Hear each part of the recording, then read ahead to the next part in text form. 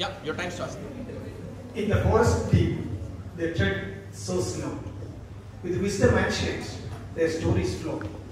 Yet wounds unhealed, whisper tales of plight, a battle unseen in the end of dead man. Hi. How many of you have seen an elephant up close? Nice, they're beautiful, right? See, in Kerala, Goethe-Zentrum country, elephants are not just animals, they are family. Every child grows up here, hearing the stories of elephants. Me too. My grandfather used to tell me the stories about elephant, like they were people-like. It's like they are intelligent, strong, and sometimes temperamental also. But seriously, I never imagined that one day I'll be standing before you to tell that we found a problem, its causes, and its solution that busted the very survival of the elephants. I'm here to tell about my research journey, a journey about research on chronic and complicated wounds of Asian elephants. A story about science and survival of the species. Okay, so do you remember your first wound? Anybody? I think nobody, because that is our umbilical wound. The wound we had as a baby, newborn baby. We all born with a wound. It healed also. So, how does a wound heal? Any idea? Wound healing is a sequential process. It's a sequential process, timely progressing through different stages. See, for example, if you have an injury, for example here, there will be bleeding definitely. But after some time, that bleeding will be stopped. That's the first stage. Okay, first stage over. There will be some redness, some swelling, some warmth, and of course pain. That is the second stage. Second stage. There will be a scab and new tissue will be forming. Third stage. And finally, your injured part will be back to almost normal. That is the fourth stage. Finish. Almost in 2 to 3 weeks in human beings. Normally, it moves like that. But see, elephant skin, that was 1.8 to 32 millimeter thick, like this. You didn't get it right, isn't it? Okay, I'll tell you. See, if this is our skin, this is elephant skin. Okay, too thick, but it's really prone to injuries because skin protects our body from external violences. So there is chance of injuries. But how much time will it take? I told 2 to 3 weeks in human beings. But about this much thick skin? Any idea? Yeah, I also had the same doubt. So went to some elephant camps across India. We had treatment records there. So I gone through almost 33 years of treatment records, gone through almost so many wounds. I found out that it takes 21 to 41 days, not 2 to 3 months, only 21 to 41 days to heal up this much big wound, this skin in an elephant. But there are some problems. Some wounds, there are still, like you told, 2 to 3 months, they keep remain there for 2 to 3 months, they are not at all willing to heal. Stubbornly, they are refusing to heal. What could be the reason?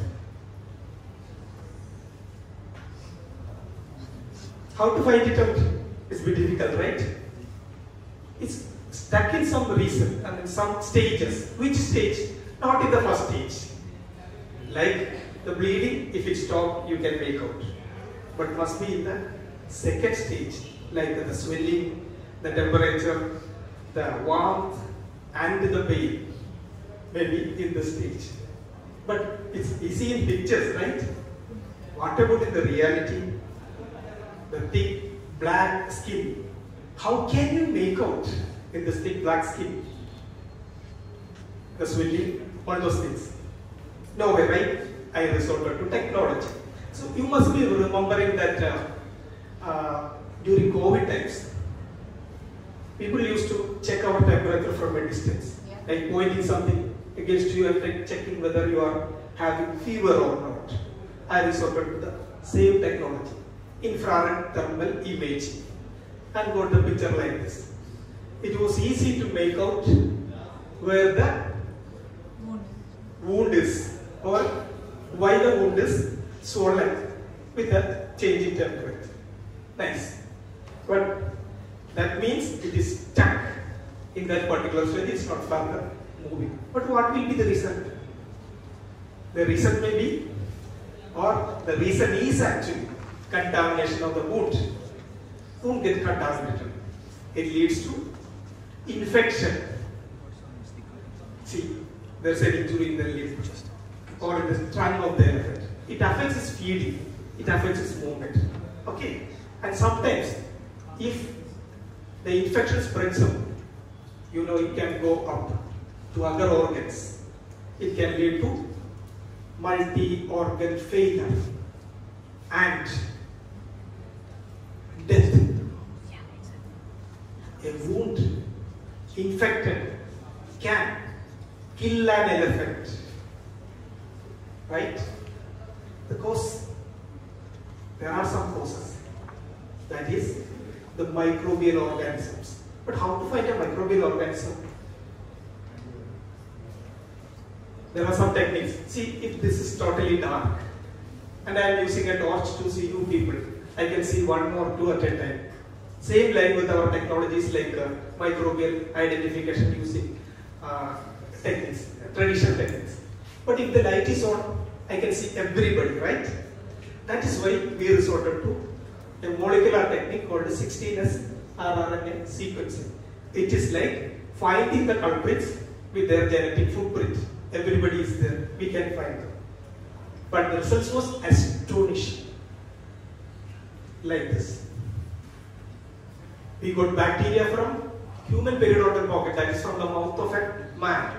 Bacteria from dirty water, bacteria from soil, bacteria from elephant dung, bacteria from human feces. All sort of bacteria. It's an intricate, dynamic ecosystem of microbes called microbiome, which are all conspiring to disturb the wound. In a single elephant wound, more than 500 in numbers. And how they reach there? How all this from here, from there, everywhere is reaching this? It is unscientific practices, unnecessary activities, we can tell that. See, you are taking some leaf, chewing it, applying directly onto the wound. You are taking some medications, directly pasting, crude medications. Maybe washing the animal in pond. Ponds, stagnant water, they are full of microbes. Okay, and there are some superstitious beliefs also that apply dung, urine, everything can cure your wounds. So all led to these microbes into this wound and they conspire against the wound and the result is infection leading to death. Why it is important? That death part? Because elephants were the part of a family which had almost 180 species earlier. Now only 3 remains, just 3, and one among is that our Asian elephants. What about Kerala? We had 710 elephants in 2010. Now just 300, close to 300, nobody knows the exact number actually.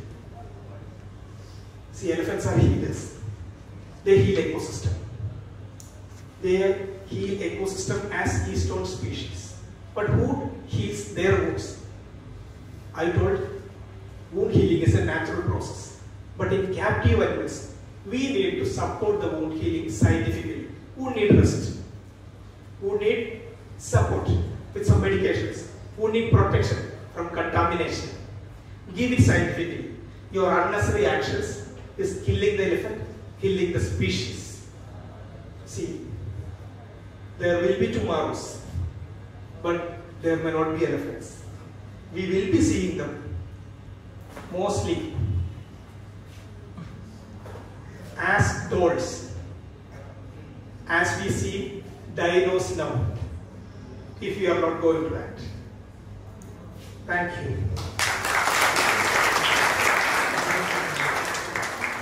Fantastic. Thank you, Giggin. Thank you. What a grand way to end with some grand creatures, right? Okay, but that was a grand ending. We've reached the last slam, but we still have some questions for you. I think everybody is a bit struck with the seriousness. Yes, yes. Thank you, Kiki. It was a very wonderful presentation. Very serious and very important aspect. But to keep it light-hearted, I'm just going to ask you a little light-hearted question. To me, you're like a superhero out there to protect the species. So if you were to be a superhero, what would be your name?